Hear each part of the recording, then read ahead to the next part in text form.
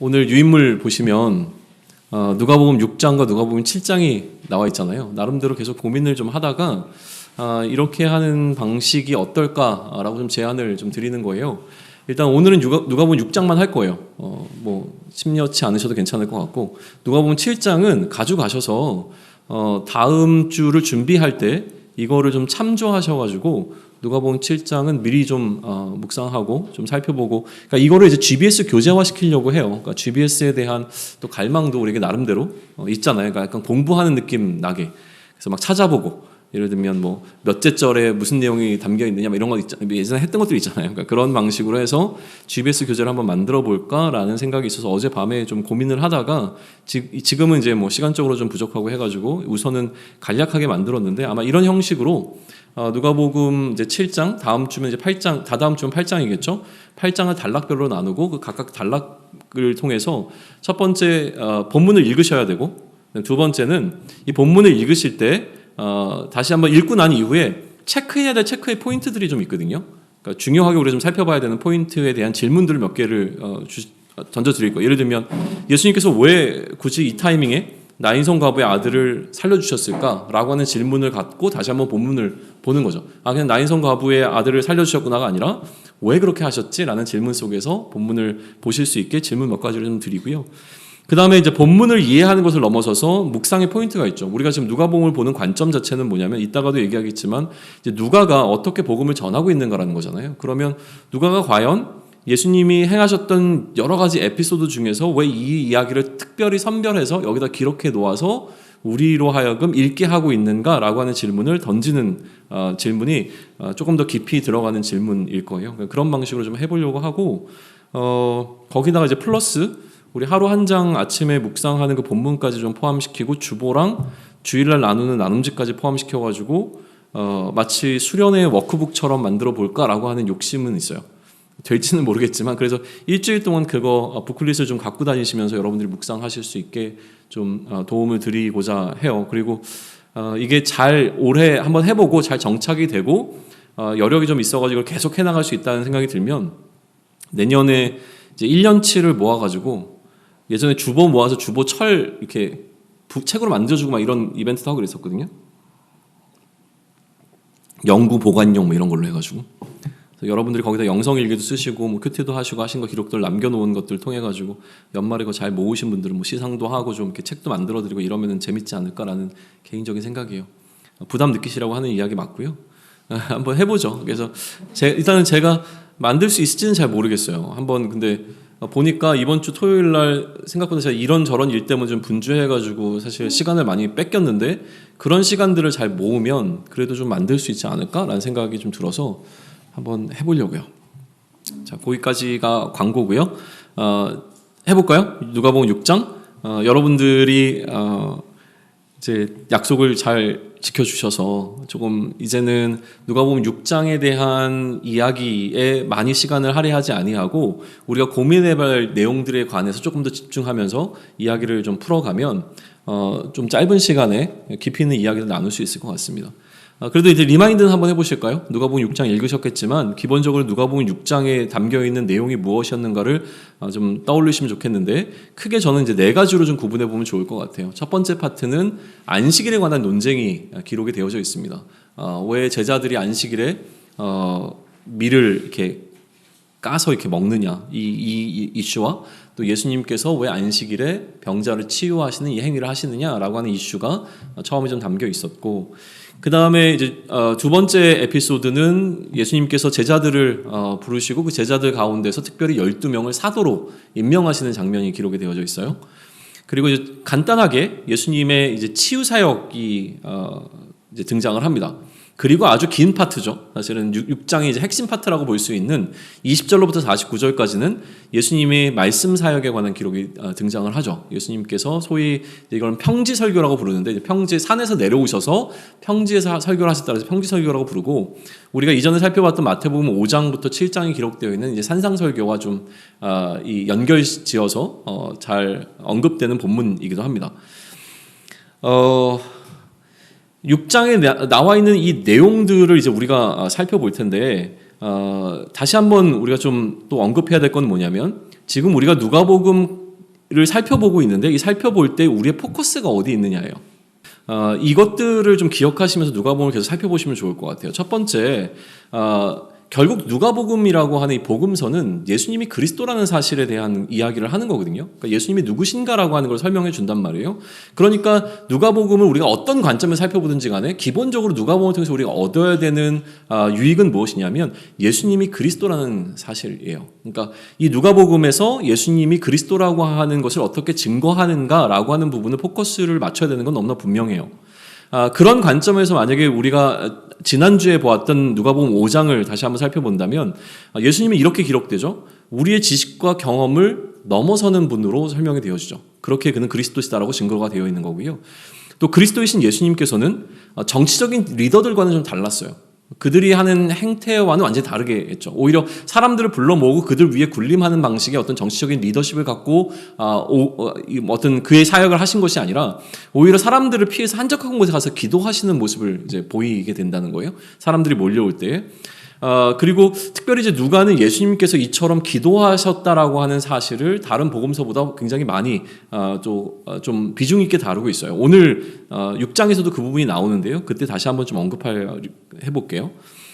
그리고 이제 누가는 예수님을 어떻게 설명하냐면 예수님께는 죄를 사하는 권세가 있다라고 하는 부분을 강조하고 있던 거 우리가 보았죠. 단순히 이제 병을 낫게 하는 것이 아니라 죄를 사하는 권세가 있음을 이제 드러내시는 방식으로 사역을 하셨고, 또 예수님께서는 세리와 죄인들, 그러니까 일반적인 유대인들이 기피하는 사람들과 가까이 교제하시고 친밀하게 그들과 관계 맺으셨다라고 하는 것들을 우리는 보게 된 거예요. 그러니까 그리스도이신 예수님은 이러한 분이셨다라고 하는 사실을 지금 누가는 그의 복음서를 통해서 그의 독자들에게 좀 알려주고 있죠. 또 하나 이제 우리가 이 복음서, 특별히 이 누가복음뿐만이 아니라 복음서를 볼 때 또 하나 우리가 살펴봐야 되는 관점은 무엇이냐면 도대체 유대인들은 왜 예수님을 거부했냐는 거예요. 왜 예수님께서 그리스도로 오셨는데 그 그리스도로 오신 예수님을 유대인들은 왜 거부했는가라고 하는 질문을 또 한 번 던져야죠. 그들이 거부하는 이유를 알아야죠. 거부하는 이유도 사실은 합리적인 어떤 근거들이 있을 거거든요. 그러니까 그 부분들을 우리가 한번 살펴보는 것도 굉장히 유익하기 때문에 그 포커스를 갖고 갑니다. 그런데 비록 사람들 군중들 때문에 예수님께서 십자가에 달려 죽으시긴 했지만 그럼에도 불구하고 예수님의 사역 기간 동안 예수님을 그리스도로 인정하고 믿었던 사람들이 있었단 말이에요. 그러니까 그 사람들은 왜 무엇 때문에 또 어떤 형태로 예수님을 믿었는가라고 하는 것에 있어서도 관심 있게 살펴봐야죠. 누가 어떤 식의 신앙의 고백을 했는가라고 하는 부분도 굉장히 중요한 포커스가 좀 되어질 겁니다. 그리고 이제 마지막으로 예수님께서 그의 제자들에게, 다시 얘기하면 그를 그리스도로 믿는 자들에게 이제 예수님께서 가르침을 주시고 있는 장면들이 등장을 하거든요. 가르침은 크게 사실은 두 가지예요. 나중에 기회가 되면 좀 길게 설명하겠지만 누가복음에서 나오는 예수님의 가르침은 딱 두 가지로 설명할 수 있습니다. 하나는 가난한 자가 아닌 사람들에게 가난한 자가 되어야 할 것에 관한 이야기를 하시고요. 또 하나 이미 가난한 자들에게 그러면 이 가난한 자들이 어떠한 삶을 살아갈 것인가라고 하는 부분, 우리에게 좀 익숙한 표현을 하게 된다면 어떻게 하면 그리스도의 제자가 될 수 있는가라고 하는 가르침과 그리고 이미 제자인 자들에게 그럼 제자들은 어떻게 삶을 살아야 하는가라고 하는 이 두 부분의 가르침으로 나눠져 있다는 거예요. 그래서 그들을 초청하는 설교와 또 이미 그리스도인이 된 사람들을 하나님 예수님께서 어떻게 살 것인가를 가르쳐주시는 방식으로 이 설교가 기록되어져 있는 것을 우리는 보게 될 겁니다. 이 포커스를 가지고 누가복음 6장을 한번 살펴보세요. 첫 번째 제가 얘기하고 같이 함께 나누고 싶은 건 뭐냐면 아까 얘기했던 유대인들은 왜 예수님을 그리스도로 인정하지 못했는가라는 주제예요. 왜 인정하지 못했을까? 두 가지로 지금까지 누가가 이제 밝혀준 내용은 딱 두 가지인데요. 첫 번째는 무엇이냐면, 예수님께서 이 유대인들이 살아왔던 삶의 패턴과 이 규범들, 이 양식들을 지키지 않으셨기 때문이에요. 그게 이제 그들 안에 불편함으로 찾아오기 시작한 거예요. 예수님은 어떻게 하셨냐면 그들이 가까이 하지 않는 자를 가까이 했죠. 부정하게 여기는 자들에게 찾아가셨고요. 그러다 보니까 어떤 이슈들이 오냐면 정결법을 깨트리거나 음식법이라고 하는 부분들이 깨지게 되는 것들을 이제 마주하게 되는 거예요. 이처럼 그들이 일상의 삶 가운데서 철저하게 지키려고 애써왔던 것들을 예수님은 지키지 않으셨다는 거예요. 또 하나, 이제 지난주 본문과 오늘 본문에서 강조되고 있는 것 가운데 하나는 무엇이냐면 안식일을 지키지 않는 부분이죠. 거기다가 이제 예수님께서는 뭐라고 얘기하시냐면, 그건 다음이고요. 안식일을 지키지 않을 때에 어떤 방식으로 안 지켰냐면 제자들이 이삭을 잘라 손으로 비벼 먹었어요. 이게 하나 등장하고요. 또 오늘 본문에 어떤 게 등장합니까? 예수님도 안식일에 병을 고치셨단 말이에요. 그러니까 제자들과 예수님 모두가 다 안식일을 지키지 않았어요. 근데 한번 상상을 한번 해보세요. 이런 상상이 가능하지 않을까요? 예수님은 이제 30대의 젊은 그룹들이었어요. 이렇게 표현해도 될까요? 무리지어 다니는 젊은 남자들이 떼거지로 이웃 마을에서 우리 마을로 찾아왔어요. 근데 와가지고는 이들이 그냥 밭에서 안식일을 지키지도 않고 막 이것저것 먹어요. 우리 공동체가 지켜왔던 이 질서를 완전히 다 파괴하고 무너뜨리면서 그들이 하고 싶은 대로 뭔가 행하는 것처럼 보여져요. 그러면 그 당시에 그곳에 살았던 사람들 입장에서 보게 되면 이게 위기감으로 안 찾아왔을까요? 우리가 이렇게 막 예배드리고 있는데 정말 생판 모르는 사람들, 젊은 남자들이 막 들어와가지고 자기들이 원하는 방식으로 뭔가를 막 한다고 생각해 보세요. 상상하는 것만으로 두렵지 않으세요? 그러니까 그런 느낌들이 이 예수님과 함께 했던 제자들의 무리, 단순히 12명이 아니에요. 이 제자들이라고 하는 것은 예수님을 따르는 무리들이거든요. 그러니까 이 12명보다 훨씬 더 많은 숫자의 떼거지의 사람들이 계속 몰려다녔을 거란 말이에요. 마을과 마을을 이렇게 지나쳐 다니면서. 이게 굉장히 위협적으로 보이지 않았을까라는 생각을 한번 우리는 해볼 수 있지 않을까라고 하는 거예요. 두 번째는 무엇이냐면, 분명히 누가 봐도 인간인데 예수님은. 근데 그가 마치 하나님이 갖고 있는 그 하나님처럼 하나님과 같은 권세가 자신에게 있다라고 지금 주장을 하고 있다는 거예요. 그러면서 자기가 안식일의 주인이라고 선언을 한다거나 아니면 나에게 죄사함의 권세가 있다라고 이야기한다거나 이런 이야기를 하게 됐을 때에 인간 입장에서 봤을 때 이것은 하나님을 모독하는 행위로밖에 안 보이는 거죠. 어떻게 감히 네가 그렇게 하나님의 아들이라고 또 하나님이라고 신적 권위를 이야기할 수 있겠는가 라고 그러니까 반응을 보일 수밖에 없죠. 그래서 유대인들의 반응을 11절 한번 보세요. 그들은 노기가 가득하여 예수를 어떻게 할까 하고 서로 의논하니라. 조금 이해되지 않으세요? 그냥 무조건 예수님을 반대한 게 아니라 그들 입장에서 한번 생각해 보게 되면 예수님이 지금 행하고 있는 이 예수님의 어떤 무브먼트를 바라봤을 때 이거는 굉장히 위협적이고 무섭게 느껴질 수 있는 여지들이 굉장히 있는 거예요. 그러니까 우리 공동체를 보호하기 위해서 저들을 밀어내야만 하는 어떤 이유들이 존재하는 것처럼 보인다라고 하는 거예요. 그 차원에서 한번 우리는 좀 접근해 볼 필요가 있을 것 같아서 이 부분을 좀 언급을 해봅니다. 자, 그 다음에 우리가 포커스를 두고 싶은 얘기는 무엇이냐면 그 다음에 예수님께서는 그의 제자들을 어떻게 훈련시키셨는가라고 하는 부분이에요. 12절에 보게 되면 예수님께서 기도하러 산에 올라가셔서 밤이 새도록 하나님께 기도하셨다는 기록이 등장하거든요. 이게 예수님의 이제 특별함이죠. 예수님께서는 늘 어떤 일을 하실 때 이제 기도하시는 분으로 이제 묘사가 되고 있어요. 특히 누가의 저서들에서는. 그런데 그렇게 산에 올라가셔서 밤새 기도하시고 내려오셔서 하신 일이 뭐냐는 거예요. 이제 이거에 우리 포커스를 맞춰볼 수 있는 거죠. 예수님이 그렇게 올라가셔서 그냥 단순히 습관을 조차 기도하신 것이 아니라 기도해야만 하는 중요한 이슈를 갖고 산에 올라가셔서 하나님과 씨름하시고 밤새 씨름하시고 내려오셔서 하신 일이 있단 말이에요. 그 일이 뭐냐는 거죠. 그 일이 바로 13절 보세요. 밝음에 그 제자들을 부르사 그 중에서 12를 택하여 사도라 칭하셨으니 라고 되어 있어요. 그러니까 밤새 씨름하시면서 예수님께서는 뭘 하셨냐면 우리가 생각하는 것처럼 쉽게 막 제자들을 결정하신 것이 아니라 이 제자들에 관한 기도의 제목을 놓고 끊임없이 기도하시다가 내려오셔서 그 제자들 가운데서 12명을 사도로 임명하시는 그 임명식을 한 것으로 이렇게 지금 기록이 되고 있다라고 하는 것이죠. 그리고 그렇게 택함을 받은 사도의 이름이 14절로부터 16절에 기록이 되어져 있습니다. 그리고 이어지는 17절에서 우리는 이제 뭘 좀 볼 수 있냐면 예수님께서 이처럼 제자들 가운데서 사도를 세우셨잖아요. 그러니까 그러면 우리는 특별한 제자들이라고 좀 볼 수 있어요. 이 사도들은. 그러니까 이 사도들을 훈련하시는 과정과 또 일반적으로 예수님을 따라왔던 이 무리들이라고 여겨지는 이 제자들과 이 제자들을 훈련시키시는 예수님의 훈련의 방식이 있었거든요. 그런데 일반적으로 예수님을 따라다녔던 제자들은요. 그러니까 그날 어떤 사역이 마치고 나면 밤에 예수님께서 따로 이렇게 또 보충 뭐라 그러죠? 보충 수업 해주시고 이런 장면들이 여러 번 등장을 해요. 제자들이 와서 물어보는 거예요. 예수님 아까 낮에 했던 게 내가 잘 이해가 되지 않는데 다시 한번 설명해 주세요. 그러면 예수님께서 설명을 해주세요.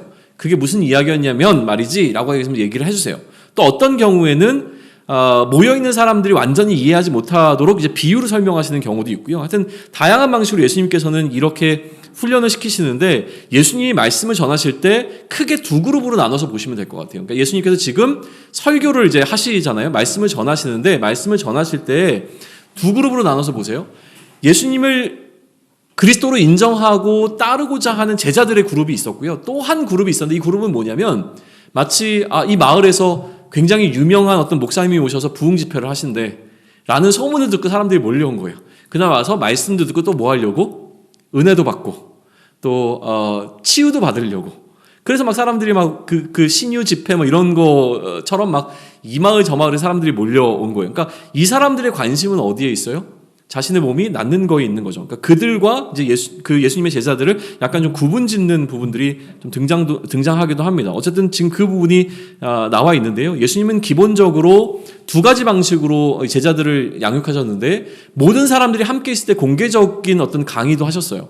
그러나 그것을 마치고 난 다음에 별도로 이들을 사적으로 불러 모으셔서 또 추가적으로 예수님의 가르침을 주시는 장면도 등장하고 있는 거죠. 이 두 가지의 방식으로 예수님은 제자 훈련을 시키셨다라고 하는 부분들은 좀 언급하고 지나가면 좋을 것 같아요. 그 다음 내용으로 넘어갈까요? 그 다음에 제자들을 향한 예수님의 가르침은 이렇게 공개적으로 혹은 사적으로 진행이 되었는데 그렇게 예수님께서 가르치셨던 수많은 가르침의 내용들이 있잖아요. 그 가운데서 지금 누가가 특별히 어떤 것들을 선별해가지고 여기다 기록하고 있다고 보는 게 저는 맞는 것 같아요. 이런 생각을 할 수 있어요. 산에서 하셨던 설교랑 평지에서 하셨던 설교랑 두 가지 설교가 있는데 이 두 가지 설교를 자꾸 매칭시키고 어떻게 할 것인가 이렇게 좀 연구한 학자들의 연구는 굉장히 귀합니다. 그러나 저는 그냥 아주 단순하게 이렇게 접근을 해요. 뭐냐면 예수님께서 이 마을 저 마을로 옮겨 다니면서 설교를 할 때 지금 이 평지에서 하셨던 설교를 이때만 하시고 다른 때는 절대로 얘기 안 하셨을까요? 결국 예수님이 전하시는 컨텐츠는 동일했을 거란 생각을 하는 거예요. 그러니까 예수님이 전하셨던 내용은 1년이 지나건 2년이 지나건 3년이 지나건 내용이 자꾸 바뀌거나 이렇게 하는 게 아니라 그 핵심 내용은 뼈대는 그대로였을 거란 말이죠. 상황에 맞춰서 조금씩 다르게 말씀을 하셨겠지만 그러나 기본적인 이 뼈대는 동일했을 거란 말이에요. 원리는. 그러다 보니까 누가가 지금 이 평지 설교라고 하는 것을 모아서 이야기를 할 때에 이 설교 가운데서 그러니까 자기가 전에 들었던 설교 가운데서 굉장히 임팩트가 있고 중요하다고 여기는 내용들만 따로 선별해가지고 이렇게 하나의 설교문으로 작성하지 않았을까라고 하는 추측이 가능하지 않겠어요? 전혀 근거 없는 이야기입니까? 저는 이제 그렇게 보는 거예요. 그러면 예수님께서 하신 여러 가지 설교들이 있어요. 한 번만 설교하신 게 아니라 매일 말씀 전하고 다니셨잖아요. 그러니까 예수님이 하셨던 여러 주제의 이야기들 가운데서 누가가 지금 이 포인트에서 그의 독자, 다시 얘기하면 데오빌로를 비롯한 그의 이 복음서의 독자들에게 꼭 전해주고 싶은 어떤 이야기를 선별해서 기록할 때 나름대로 거기에도 어떤 의도가 있지 않겠느냐라고 하는 거예요. 아무 생각 없이 그냥 막 이렇게 모아가지고 이 내용도 좋고 저 내용도 좋으니까 무슨 속담을 이렇게 나열하듯이 이렇게 하진 않았을 거란 말이죠.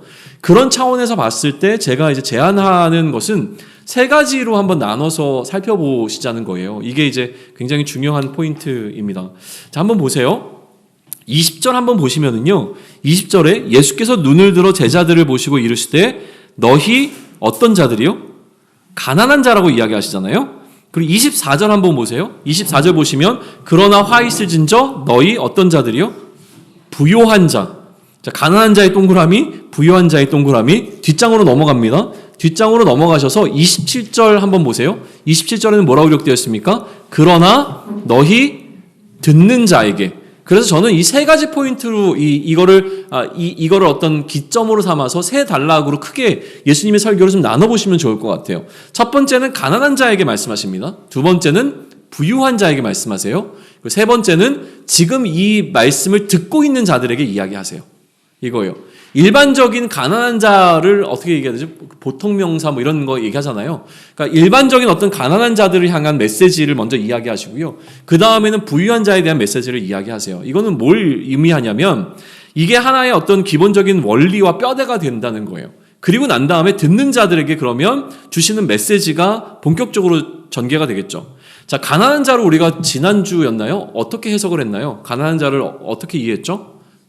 네, 신실한 남은 자, 이사야서에 등장하고 있는 신실한 남은 자, 그루터기, 그러니까 하나님을 향한 그들이 포로의 시간에 다른 나라에 있음에도 불구하고 그 나라의 어떤 신에 굴복하지 아니하고 여전히 하나님을 향한 소망과 하나님의 약속을 붙잡고 살았던 그 신실한 남은 자들, 그들이 그렇게 하나님을 향한 신실함을 유지하다 보니까 실질적으로 그들의 삶 자체도 가난할 수밖에 없어서 그들을 부르는 어떤 호칭이 가난한 자가 되어서 그 개념을 그대로 누가는 가지고 들어와서 이 가난한 자를 신실한 자의 개념 속에서 설명을 한다는 거예요. 그러니까 우리는 이 너희 가난한 자를 어떻게 봐야 되냐면 하나님의 약속을 믿는 신실한 남은 자들로 보아야 하는 거고요. 그런 차원에서 보게 되면 부유한 자들은 왜 부유할까요? 라는 질문이에요. 이들이 지금 이 땅 가운데서 부유함을 누린다라고 하는 것은 무엇이냐면 이미 이 세상의 질서와 타협한 자들이 되는 거예요. 그러다 보니까 이제 부유함을 얻을 수 있었기 때문에 한번 보세요. 둘째 이야기부터 한번 볼까요? 그러나 화 있을진저 너희 부유한 자여 너희는 너희의 위로를 이미 받았도다. 그러니까 이미 이 땅에서 너희가 누릴 것들은 다 누렸다는 거예요. 그러니까 너희에겐 더 줄 것이 없다는 거죠. 너희가 지금 이 땅에서의 어떤 뭔가를 받기를 원하냐 아니면 나중에 그 나라에서 받기를 원하냐 둘 중에 하나를 선택하라고 했을 때 가난한 자들은 하나님께서 행하실 그 나라를 소망하고 있었다면 이 부유한 자들은 그거 상관없이 그냥 지금 내가 살고 있는 이 땅 가운데서 내가 누릴 수 있으면 좋겠다라고 하는 것을 쫓았던 사람들이잖아요. 그러니까 이들이 받을 거는 이미 받았다라고 얘기를 하는 거예요. 그래서 지금은 너희가 배부르지만 나중에 그 하나님 나라가 도래하면 너희는 줄이게 될 것이다 이 얘기를 하는 것이죠. 그러나 지금 줄였던 자들은 그 하나님 나라가 오게 되면 배부르게 될 것이다. 이 차원에서 얘기하고 있는 게 지금 이 첫 번째와 두 번째 이야기라고 하는 거예요. 이게 핵심입니다. 자, 그러면 기본적으로 예수님께서 전하신 메시지의 핵심은 뭐라는 거예요? 가난한 자들에게는 복음을 전하신 거예요. 가난한 자들에게 복음을 전하기 위해서 내가 왔다라고 얘기하셨잖아요. 4장에서. 그거예요. 가난한 자들에게 전하는 복음은 그들이 그토록 갈망하고 소망하고 약속으로 붙잡고 있던 그 약속이 성취되었다, 성취될 것이다, 임할 것이다. 이거를 전하는 게 복음이란 말이죠.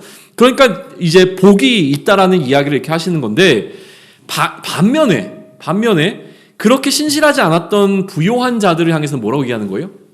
너희의 그러한 행위 때문에 너희는 화를 피할 수 없을 것이다. 이게 예수님이 전하신 설교의 핵심적인 메시지 두 가지란 말이에요. 자, 그러면 이 메시지를 듣고 난 다음에 어떤 생각이 드세요? 그래도 나는 이 땅 가운데서 부유한 자를 살래. 그게 훨씬 더 좋아. 라는 생각이 들까요? 아니면 그러면 내가 어떻게 가난한 자가 될 수 있고 나는 이 상황 가운데서 나의 부유함을 내려놓고 어떻게 가난한 자가 될 수 있지? 라고 하는 고민을 시작하지 않겠어요? 그러니까 그 다음에 구체적으로 세 번째 등장하고 있는 내용이 너희 듣는 자에게 내가 이르노니 라고 하면서 이제 길게 적혀 있는 이 부분이 뭐냐면 이게 바로 어떻게 하면 너희가 가난한 자로 살아갈 수 있는가라고 하는 그 삶의 원리, 다시 얘기하면 그리스도의 질서에 관한 부분들에 관한 기록이에요. 자, 지금부터가 이제 중요합니다. 이 내용 가운데서 뭐라고 얘기를 해야 될까요? 틀린 내용이 있을까요? 이렇게 지금 예수님께서 하신 말씀 가운데서 뭔가 내가 생각하는 거랑 좀 이거는 아닌 것 같은데 예수님께서 어떻게 이러한 걸 요구하실 수 있어라는 생각이 드는 부분이 있으세요? 아마 없을 거예요. 근데 이 얘기를 들으면 와, 막 이렇게 해야지라고 마음이 설레세요? 오히려 부담되지 않으세요? 원수를 어떻게 사랑해? 나는 걔만큼은 진짜 용서할 수가 없는데. 이 생각이 들잖아요, 사실은. 그러니까 원수라는 개념도 뭐 더 우리가 심각하게 좀 살펴보긴 해야 되겠지만, 그냥 우리가 한번 생각을 해보자고요. 이 얘기를 딱 들었을 때, 처음 딱 들었을 때, 나를 미워하는 사람한테 어떻게 우리가 웃으면서 이야기를 할 수가 있어요? 내 얼굴 한 대 치는 사람에게 다른 쪽도 치라고 어떻게 얼굴을 돌려댈 수가 있냐는 거예요. 그러니까 예수님께서 무슨 얘기를 하는지는 알겠어요. 그런데 이 얘기를 들을 때, 우리 마음이 막 그렇게 살아야지, 그렇게 해야지라는 생각이 드느냐는 거예요. 이게 이제 가장 중요한 핵심 포인트가 아마 될 것 같습니다. 어떠세요? 오히려 그렇다면 율법적인 조항들 있잖아요. 막 이거 해라 하지 말라 막 이런 이야기들이 막 있을 때 우리가 처음에 느끼게 되는 건 뭐예요? 어디 가면 막 규율이 있어요. 군대 가거나 아니면은 우리가 뭐 학교를 가거나 어디를 가거나 그러면 규칙과 규율들이 있죠. 이거 하지 마세요, 저거 하지 마세요. 하다못해 우리가 비행기를 타도 규칙들이 있잖아요. 뭐 할 때는 뭐 이거 끄세요, 뭐 창문 뭐 문은 여세요, 뭐 할 때는 배틀을 하고 계세요, 화장실 이용하면 안 됩니다. 막 이런 것들이 있을 때 우리가 느끼는 건 뭐냐면 뭔가 억압받고 있다는 생각이 들잖아요. 결국은 똑같은 거 아닌가라는 생각이 드는 거예요. 그러니까 예수님께서 지금 무언가 이들에게 말씀을 주시는데 이 말씀 주시는 거를 보게 되면 일단 우리 마음 가운데 뭔가 막 이렇게 설렘이 막 찾아오는 이야기가 아니라 사실은 부담되고 이걸 어떻게 할 수 있지? 라는 생각이 드는 내용들이 담겨 있는 게 우리의 정직한 고백이 아닐까라는 생각을 하게 되는 거예요. 자, 그럼에도 불구하고 지금 누가는 왜 이 이야기를 이렇게 지금 설명하고 있을까? 또 예수님께서는 왜 이거를 우리에게 요구하고 계실까라고 하는 질문 속에서 오늘 이 본문을 묵상하는 게 포인트입니다. 어떻게 하면 좋을까요? 저는 계속 묵상하다가 이런 생각이 들었어요. 뭐냐면 지금 예수님께서 하시는 이 말씀은요, 우리들의 삶의 지침으로 주어진 거는 분명해요. 그런데 우리들의 삶의 지침이기 이전에 이거는 그리스도의 질서란 말이에요. 예수님께서 자기가 어떤 거를 얘기하시면서 자기는 안 해요. 예를 들면 너는 커피 마시면 안 되라고 하면서 저는 커피를 마셔요. 이거는 안 맞는 거잖아요. 예수님께서 지금 말씀하시는 건 뭐냐면 결국은 이게 그리스도의 질서라는 거예요. 그러니까 그리스도가 다스리시는 방식이라는 거죠. 그리스도의 통치의 방식인 거예요. 그리스도는 이러한 방식으로 우리를 통치하신다라고 하는 거예요. 그러면 한 걸음 물러서서 이렇게 한번 생각을 해보시죠. 내가 이거를 해야 된다고 생각하면 사실은 부담이 되는 거예요. 그런데 내가 지금 이 공동체, 그리스도의 나라에 속하지 않은 한 걸음 물러나 있는 사람인데 그 나라의 통치, 그 나라의 법에 관한 이야기를 들었는데 그 나라는 원수를 사랑한대 라는 이야기가 들리면 어떻게 들리시겠어요? 그 나라에 가면 내가 필요한 물건들을 그냥 거저준대. 내가 뭐 필요해서 가져가면 안 돌려줘도 된대. 그냥 무조건 다 내어주는, 모든 사람들이 서로를 아끼고 사랑하고 그냥 다 위해주고 서로 비판하거나 서로의 흉보거나 이런 것들도 없는 나라래 라는 이야기 들으면 어떠시겠어요? 내가 거기서 그 나라에서 그러한 삶을 산다고 생각하면 뭔가 이게 부담이 느껴지지만 그게 아니라 그런 나라라는 이야기를 듣게 되면 마음이 설레지 않으세요? 와, 전 지금 정말 그런 나라가 있으면 진짜 좋겠다라는 생각이 들지 않겠냐는 거예요. 저는 그래서 이 장면이 예전에는 산상수훈 뭐 이런 평지설교 이런 거 들으면 사실은 가슴이 되게 답답했어요. 내가 이걸 어떻게 하지? 원수를 어떻게 사랑하지? 이런 생각이 들어서 진짜 이거를 감당하지 못하니까 이 부분은 그냥 너무 이상적인 이야기로만 들린 거예요. 이게 어떻게 가능하겠어?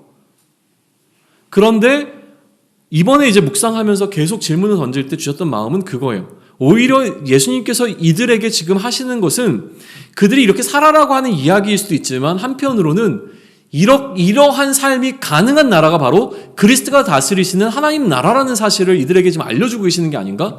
하나의 프리젠테이션을 이들에게 해주고 계시는 게 아닌가라는 생각을 갖게 된 거예요. 그래서 이 얘기를 듣다 보면 마음에 어떤 마음이 들어오냐면 설레기 시작하는 거죠. 나도 그 나라의 백성이 되면 좋겠어. 나도 저런 다스림을 받으면 좋겠어. 이런 생각이 막 쏟아져 들어오게 되는 그 상황. 이거를 기대하게 되는 설렘이 있어야 되지 않겠냐는 거예요. 그래서 이러한 질서가 우리에게 굉장히 매력적으로 느껴져야 되는 거죠. 그러면 이렇게 한번 생각을 해보시죠. 예수님께서 말씀하신 거는 뭐라고 얘기해야 될까요?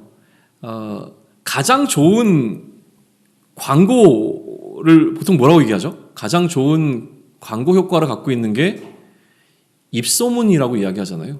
실제로 그걸 써본 사람들이 써본 다음에 정말로 좋더라라고 하는 이야기가 훨씬 더 효과적인 거예요. 그래서 아마 다들 경험이 있을 텐데 저도 그렇지만 뭐 네이버 뭐 이런 데서 무슨 쇼핑을 하거나 그러게 되면 처음에 그 물건에 대한 설명도 보지만 더 중요하게 보는 건 뭐냐면 거기에 대한 댓글들, 그러니까 후기들을 보는 거예요. 실제로 사람들이 이걸 써보고 뭐라고 얘기를 하느냐.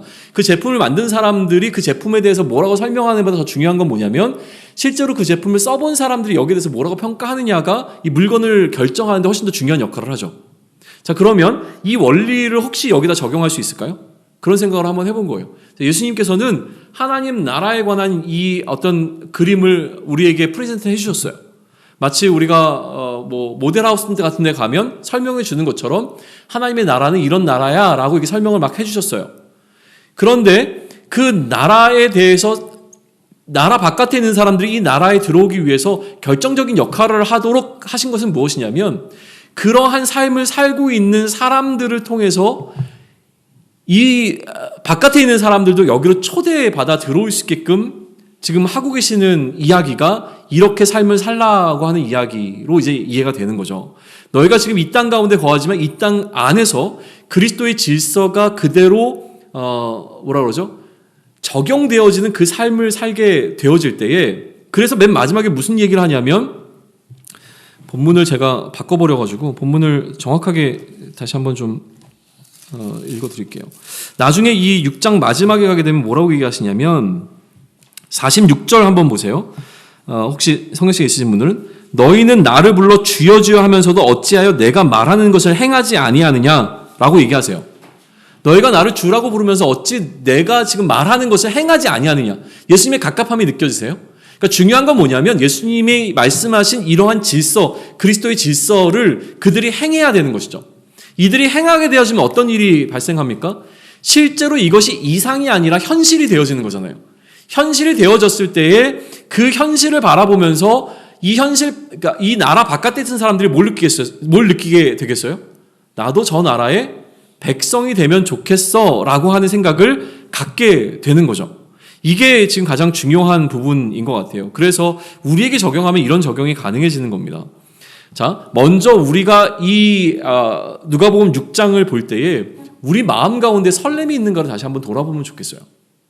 그리스도의 질서대로 살아가자고 우리가 이야기를 하잖아요. 세상의 질서가 아니라 그리스도의 질서대로 살아가자라고 우리는 계속 지금 수차례 이야기를 하잖아요. 근데 그리스도의 질서대로 살아가는 것이 우리에게 설렘으로 다가옵니까? 오히려 세상의 질서대로 살아가는 것이 혹시 익숙하고 내가 이렇게 살아왔는데 이런 나의 삶의 패턴을 바꾸려고 하는 그 시도가 오히려 불편하잖아요. 그것 때문에 오히려 분노가 일어난 경우가 훨씬 더 많잖아요. 그러니까 그런 차원에서 우리가 바라봤을 때 먼저 우리는 이렇게 그리스도의 질서가 우리 가운데서 실제가 되어진다면 혹은 우리 공동체에서 실제가 되어진다면 우리가 살고 있는 이 세상 가운데서 이것이 실제가 되어진다면 얼마나 좋을까라고 하는 설렘이 우리에게 존재해야 됩니다. 그리고 그것이 실제가 되어줄 수 있다라고 하는 것을 우리 삶에서 수많은 실험을 통해서 우리는 증명해내야 돼요. 그게 우리에게 주어진 역할이라는 생각을 하게 되는 거예요. 자, 제자들에게 주어진 역할은 무엇이냐면 그들의 삶을 통해서 계속 실험해내는 거예요. 이 그리스도께서 하신 말씀이 실제로 우리 삶에 적용이 되겠는가를 계속 실험하는 거예요. 매일의 삶은 그처럼 연구실에서 실험하는 것처럼 실험을 해야 되는 삶이라고 하는 거죠. 이게 돼야 되는 거라고 저는 믿습니다. 안 될 수도 있어요. 그러나 또 해보고 또 해보고 또 시도해보는 가운데서 그리스도께서 얘기하신 이 질서가 왼쪽 뺨을 맞으면 오른쪽 뺨을 돌려댈 수 있는 이 행위가 가능하구나. 우리 삶에서 실제가 될 수 있구나. 이거를 경험하게 되어지게 되면 내 안에 하나님 나라가 실제가 되어지기 시작합니다. 그러면 우리 주변에 있는 사람들은 뭘 보냐면 나를 보는 거예요. 그리고서 저러한 삶을 살아가고 있는 나의 삶을 통하여서 그들은 나도 저런 삶을 살았으면 좋겠어 라고 하는 설렘을 경험하게, 그 설렘을 이제 갖게 되는 것이죠. 나에게 임하는 그리스도의 다스림이 그들에게도, 그러니까 박철홍에게 지금 하나님께서 그러니까 그리스도의 다스림이 지금 임하고 있어서 저가 저런 삶을 살아가고 있는데 나도 그러한 그리스도의 다스림을 받으면 좋겠어. 그래서 내가 예수님을 나의 그리스도로 인정하고 왕으로 모시면 좋겠어 라고 하는 기대감과 설렘이 일어날 수 있도록 하는 행위, 이게 필요한 것이죠. 그래서 이 부분이 지금 누가가 우리에게 전하고 우리가 지금 복음 전도라고 하는 키워드 속에서 이거를 다루고 있잖아요. 그런 차원에서 봤을 때 우리는 이 평지설교라고 하는 부분을 다시 한번 이렇게 묵상해 보시면 좋을 것 같아요. 마지막으로 정리하고 마치겠습니다. 어떻게 이야기하고 있냐면 예수님께서는 지금 우리가 어떻게 살아야 할 것인가, 우리가 어떻게 가난한 자가 될 것인가라고 하는 것을 이야기하신 건 맞아요. 그게 이제 핵심이에요. 그러나 이걸 우리가 약간 다른 차원에서 살펴보게 된다면 이거는 결국 그리스도의 통치를 받는 자들의 삶이죠. 그러니까 그리스도가 통치하시는 나라의 백성들은 이러한 삶을 살게 되어 있어요. 내가 살아야 된다고 생각했을 때는 부담이 되지만 한 걸음 물러나서 생각해 보게 되어지면, 그러면 한 걸음 물러나서 생각하게 되어지면 그러한 삶을 사는 사람들이 있다라고 하는, 그런 나라가 존재한다라고 하는 것은 굉장히 우리에게 매력적이고 설렘으로 다가올 수 있을 만한 포인트들이 굉장히 많은 나라입니다. 그죠? 근데 그 나라는 결국 예수님이 오시면 완전히 이제 임할 거예요. 그러나 그 나라를 소망할 수 있게끔 지금 이 세대 가운데서도 그러한 삶을 사는 우리들을 통해서 그 나라에 대한 소망이 전혀 없고 그 나라에 대한 기대감이 전혀 없었던 사람들이 우리를 통해서 그 하나님, 그렇게 다스리게 되어지는 하나님 나라를 바라볼 수 있도록 그들을 초대하는 역할을 하기 위해서 우리는 날마다 그리스도의 질서가 실제로 우리 가운데, 그리스도의 다스림이 실제로 우리의 삶 가운데 임할 수 있도록 이 평지 설교에서 이야기하고 있는 이 말씀을 우리 삶에 적용하는 시도를 날마다 매 순간마다 해야 된다는 거죠. 이게 지금 6장을 통해서 우리가 받을 수 있는 메시지라는 생각이 듭니다. 그래서 이따가 우리가 나눔 시간에 함께 토론하고 싶은 두 가지 이야기는 무엇이냐면, 첫 번째는 오늘 나의 삶 가운데서 이 그리스도의 다스림에 대한 설렘이 과연 있는가라는 질문을 한번 던져보시는 게 필요할 것 같아요. 와, 예수님의 이러한 다스림이 나에게 실제로 있었으면 좋겠어. 오히려 더 무거운 거죠. 나는 미워하는 자 선대할 수 없는데, 이 차원에서 머물러 있는 것이 아니라 나에게 어떻게 하면 그리스도의 이런 다스림이 나에게도 있으면 좋겠어. 내가 이런 삶을 살아갈 수 있으면 좋겠어. 라고 하는 것이 들어올 수 있는가. 또 하나, 오늘 우리의 공동체에는 그리스도의 다스림에 대한 설렘이 있는가라고 하는 것도 여전히 질문해 볼 포인트라는 생각이 들어요. 무슨 얘기냐면, 자, 보세요. 우리 공동체를 사람들이 바라볼 때 뭐로 바라보겠어요? 빌리버스 반석이 교회라고 하는 이 공동체가 하나 세워졌는데 이 공동체를 평가할 때 평가하는 기준이 뭐겠어요? 그 교회 가면 맛있는 밥 준대? 이게 중요한 포인트가 아니잖아요. 그 교회 가면 목사님 설교가 좋대? 물론 중요한 포인트지만 그러나 그게 전부는 아니죠. 중요한 건 어디에 있습니까? 그 공동체 안에는, 그런 공동체 안에는 뭔가 다른 뭐가 있어가 돼야 되는 거잖아요. 이 공동체는 그리스도의 질서가 실제로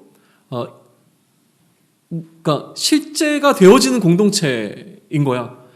그러니까 우리가 들어왔던 어떤 성경의 이야기가 그냥 성경의 이야기와 삶이 완전히 분리되어 있는 게 아니라 그 공동체는 말씀이 실제가 되는 공동체래. 와, 그런 공동체가 있으면 나도 한번 거기 가서 신앙생활 해보면 좋겠다. 이게 포인트가 돼야 되는 거죠. 그거를 하려면, 그러면 제가 여기서 막 열심히 설교하고 우리가 열심히 찬양하고 이런 것들도 굉장히 중요하지만 뭐가 더 중요하겠습니까? 우리가 매일의 삶에서 그리스도의 질서가 나에게 실제가 되는 것을 실험해야죠. 테스트하고 되어져야죠. 된 것들에 대한 결과물들이 나오기 시작하고 열매가 맺혀지기 시작하면 그것을 바라보면 사람들이, 와, 저기는 저런 게 어떻게 되지? 나도 저러한 삶 한번 살아봤으면 좋겠어가 이 공동체를 와야 하는 어떤 이유가 될 겁니다. 단순히 이게 우리 공동체만의 이야기가 아니에요. 결국은 이 시대를 살아가는 그리스도인들이 감당해야 되는 역할은 바로 그거라고 하는 부분이죠. 그래서 누가복음 6장을 우리는 오늘 조금 다른 차원에서 좀 살펴보긴 했는데요. 다시 한번 누가복음 6장을 묵상하시면서 우리에게는 좀 부담되는 이야기일 수밖에 없어요. 이건 제자들에게 주어진 사명이잖아요. 그러나 이 부담스러운 이야기가 누군가에게는 굉장히 설렘이 되어지고 누군가에게 생명으로 초대하게 되어지는 굉장히 매력적인 삶의 패턴이라고 하는 사실을 다시 한번 기억하면서 이 삶을 살아내기 위해서 내가 몸부림칠 때에 나의 몸부림을 통해서 누군가에게 생명이 흘러들어간다라고 하는 이 사실을 꼭 기억하시면서 내가 몸부림쳐야 될 이유와 필요들을 발견할 수 있는 저와 여러분이 되기를 소망합니다. 아멘.